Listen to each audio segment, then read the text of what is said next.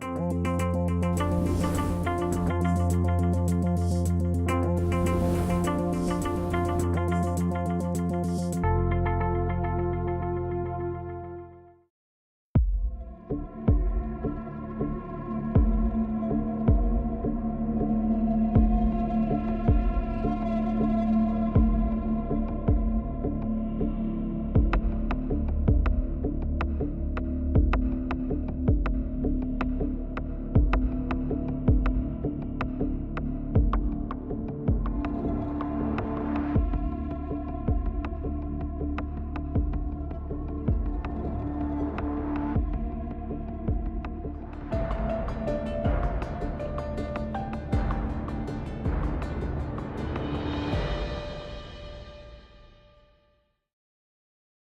name is Heather Gbric. I work at ADRA Canada in the Donor Relations Department.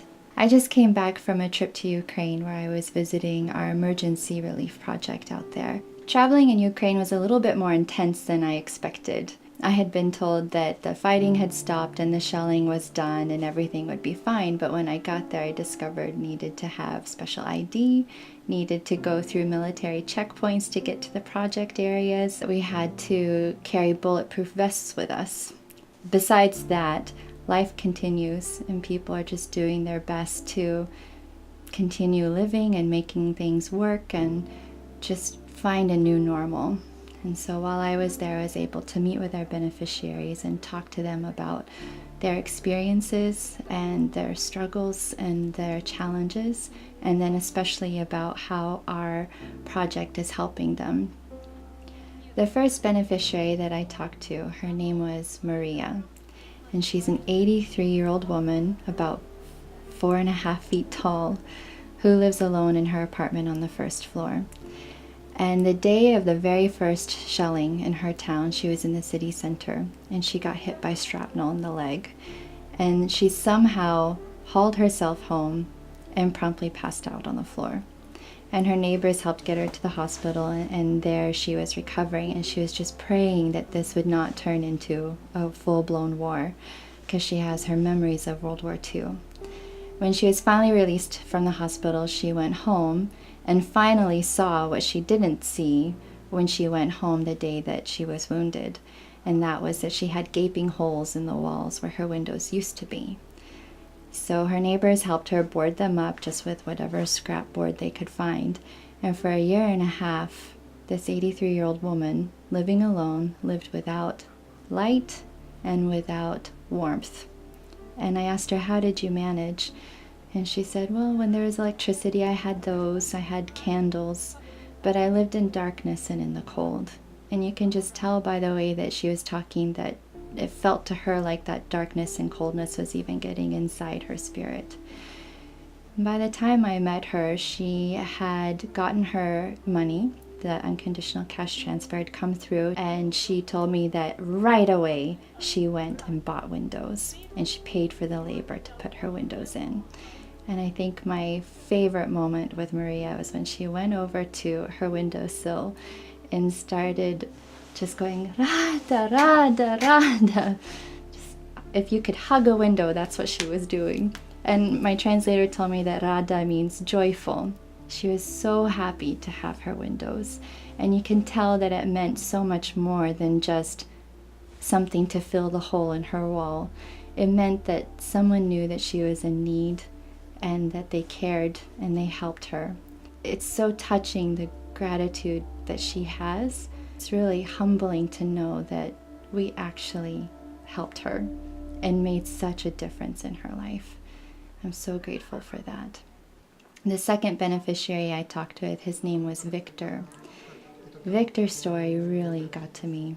He's a 60-year-old man who recently retired, and he and his wife were planning how they were going to enjoy the rest of their life together. And then tensions started rising, and they were wondering what's going to happen, but neither one of them ever suspected that it would turn into fighting, street fighting and shelling. And one day he was resting in his bedroom, in their bedroom, and she was cooking their dinner in the kitchen around 6 o'clock, and there's this massive explosion.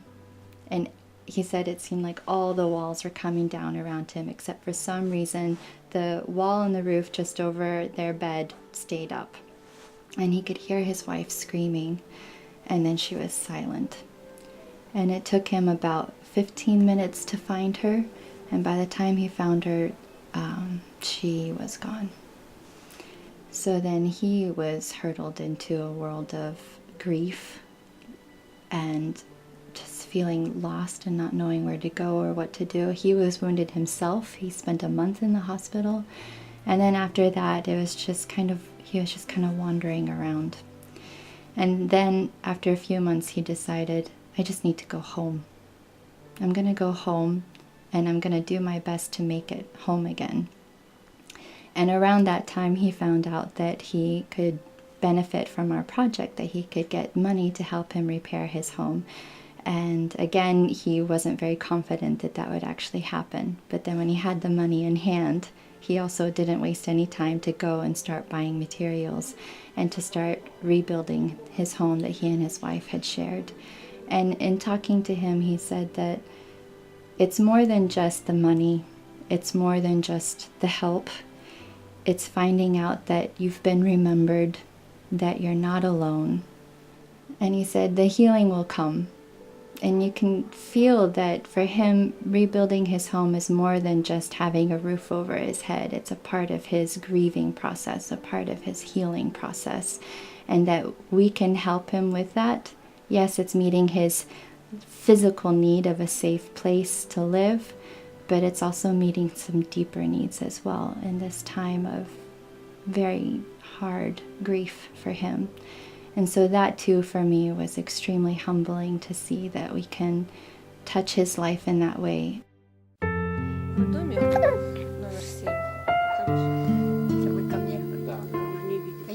There's two parts to the project that we're doing in Eastern Ukraine. There's the shelter repair, but we're also doing what we call psychosocial support. And through that project, we're working with people who have had to flee their homes, people who have learned that their home is bombed out, there's nothing to go back to, or that everything they own has been looted.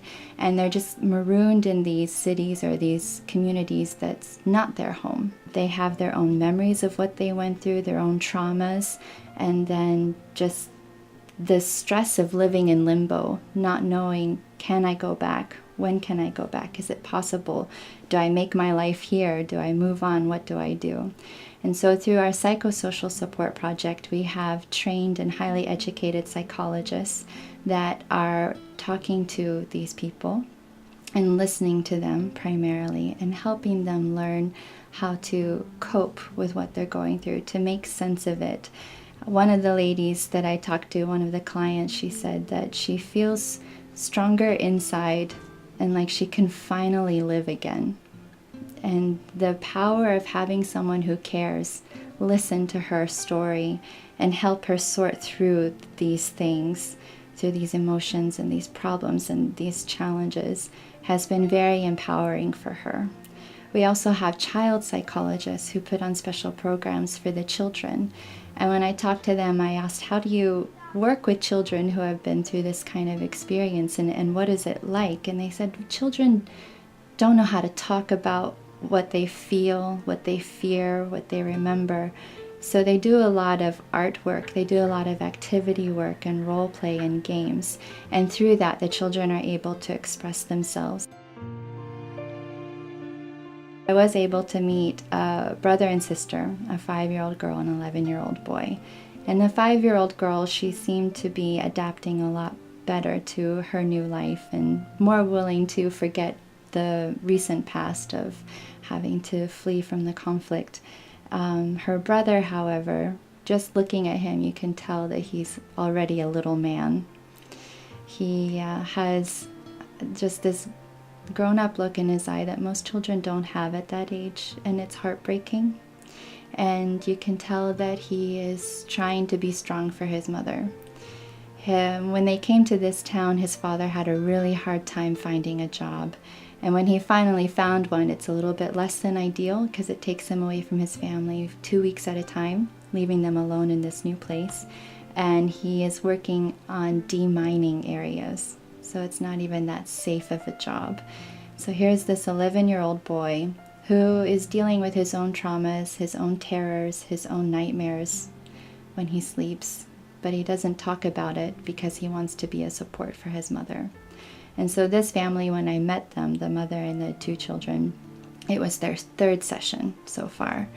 And the mother was saying that already she could tell that her children were benefiting from it, and she was hopeful that the future sessions would bring even more healing, especially for herself and her son. For me, this trip was so enlightening. I was amazed by the effective work that ADRA is doing, but I was equally impressed by how great the need is still.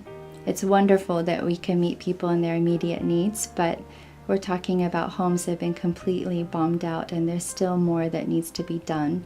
And so if someone wanted to get involved, which I really hope people do, they could open our new gift catalog and look in there and see shelter repair. And donations made for shelter repair will go towards our Ukraine projects. They can also go to our gift catalog online, and they'll see shelter repair there as well. You can write a check. You can call us, and I would be happy to chat with you, and you can give the donation over the phone.